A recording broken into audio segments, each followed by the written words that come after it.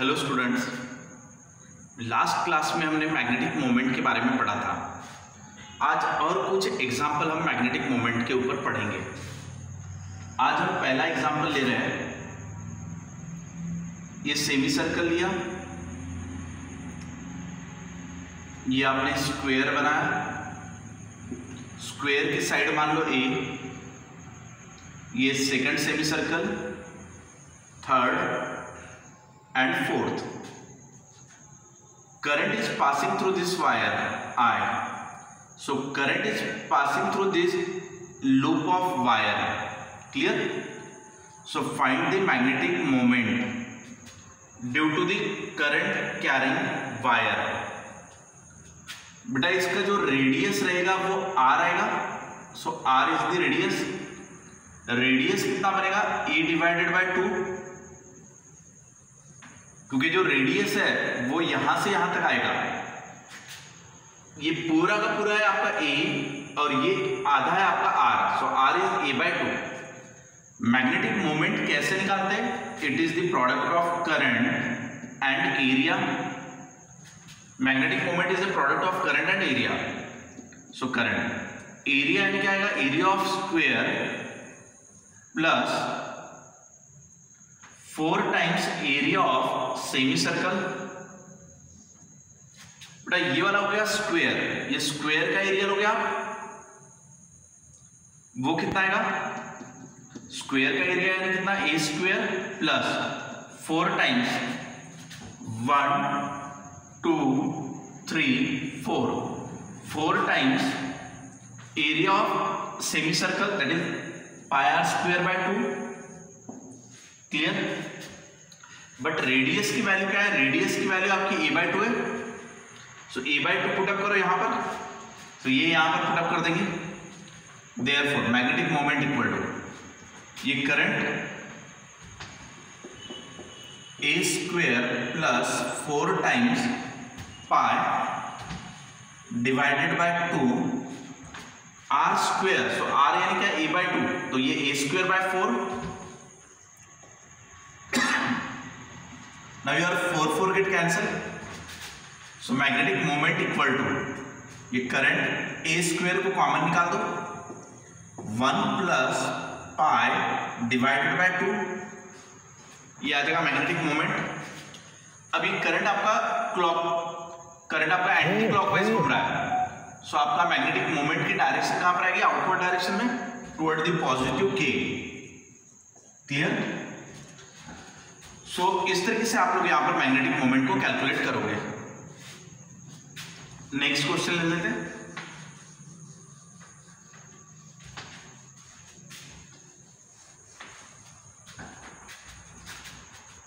ये हमारा x axis और वाई एक्सिस ले लिया। यहां एक स्ट्रेट लाइन लिया 45 डिग्री पर, यहां पे एक स्ट्रेट लाइन लिया 45 डिग्री पर, और ये क्वार्टर सर्कल ले लिया, ये 90 डिग्री का एंगल है। सो ये 1/4 पार्ट ऑफ सर्कल आ रहा है, क्वार्टर सर्कल। यहां से यहां तक का रेडियस ले लेते r, radius r।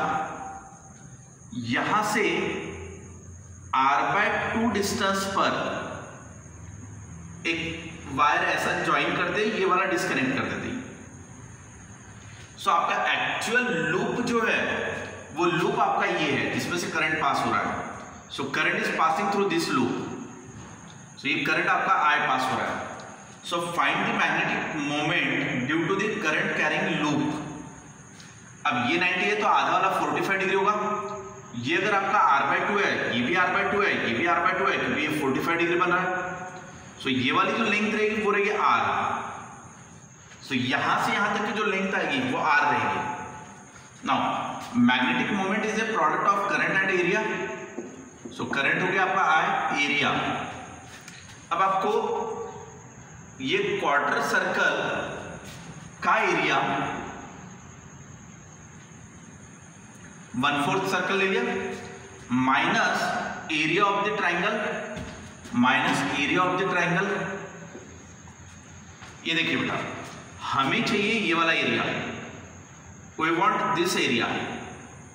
So in order to get this area, आप ये पहले क्वार्टर सर्कल का एरिया ले रहे हो और ये पूरे एरिया में से इस एरिया को आप माइनस कर दोगे, एरिया ऑफ ट्राइंगल को माइनस कर दोगे। यहां से यहां तक ये कंप्लीट एरिया, कंप्लीट एरिया में से ये वाला एरिया माइनस कर दो। अब करंट इनटू ये 1/4 सर्कल का एरिया यानी क्या आएगा, pi r square by 4। Area of circle is pi r square और उसका 1/4 ले लिया। Area of triangle is half of base into height. Now magnetic moment equal to current. अब ये हो गया आपका pi r square by 4 plus half of, बेटा इस ट्राइंगल का ये हुआ बेस और ये हो गया हाइट। सो ये जो ट्राइंगल है उसका ये वाला बेस हुआ और ये वाला हाइट हुआ। सो half of base into height, इस तरीके से, क्योंकि ये हो गया आपका बेस और ये हो गया आपका height. So half of base into height, that is the area of triangle. So ये current pi r square by 4 minus r square by 4। Clear? Therefore magnetic moment equal to, अब यहां से आर स्क्वायर बाय 4 बाहर निकालो, current r square by 4 bracket में क्या बचेगा, pi minus 1। Clear? अब इसमें ये आपका करंट का डायरेक्शन एंटी क्लॉकवाइज है। सो एंटी क्लॉकवाइज अगर करंट का डायरेक्शन है सो मैग्नेटिक मोमेंट आपका बाहर की तरफ आएगा। सो मैग्नेटिक मोमेंट आएगा टुवर्ड द पॉजिटिव के डायरेक्शन। सो ये आपका आंसर होगा। क्लियर?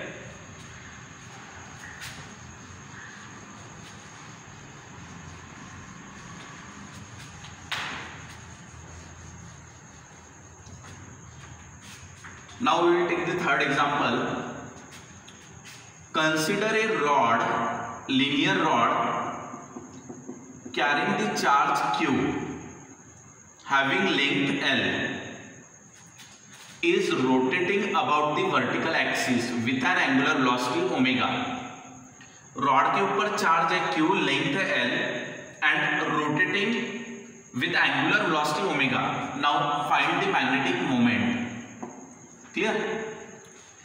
इसका एक स्मॉल एलिमेंट आप कंसीडर करोगे। सो स्मॉल एलिमेंट के ऊपर चार्ज कितना लोगे आप, dq। ये स्मॉल एलिमेंट भी आपका सर्कल में घूम रहा होगा। स्मॉल एलिमेंट का डिस्टेंस कितना ले लिया, x। तो ये स्मॉल एलिमेंट ले लिया, इसके ऊपर चार्ज स्मॉल ले लिया dq और ये x डिस्टेंस पर ले लिया। इसकी थिकनेस भी ले सकते हो आप dx। अगर हम टोटल मैग्नेटिक मोमेंट निकालना है तो integration of small magnetic moment, इसके वजह से स्मॉल मैग्नेटिक मोमेंट निकालो और उसको इंटीग्रेट कर दो।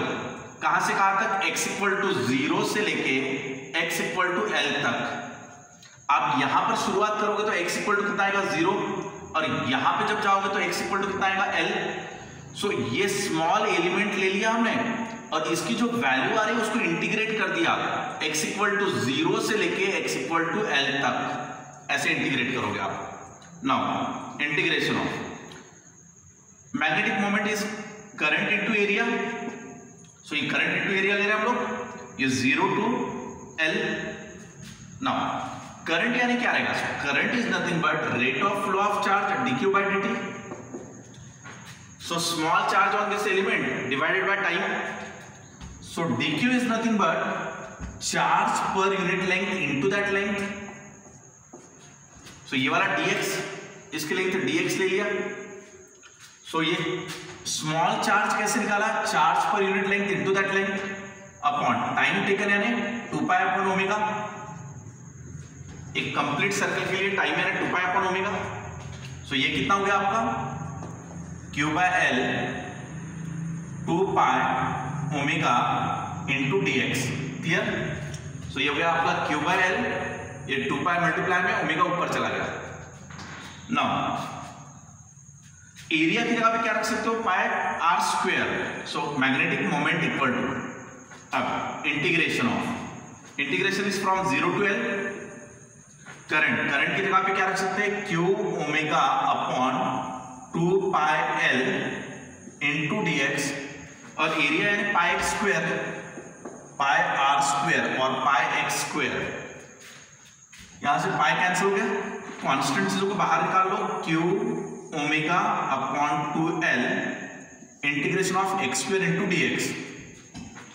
ये जो स्मॉल एलिमेंट लिया था वो यहां पे लिया था at a distance of x, तो x इक्वल टू 0 से लेके x इक्वल टू l तक आप इंटीग्रेट कर रहे हो, तो 0 से लेके l तक।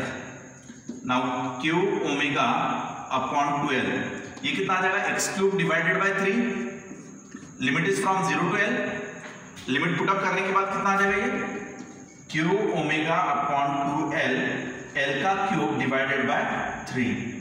बाद में आपका एक l कैंसिल हो जाएगा और बचा हुआ आपका आंसर रहेगा। सो मैग्नेटिक मोमेंट का आंसर कितना आएगा आपका, Q omega l square divided by 6।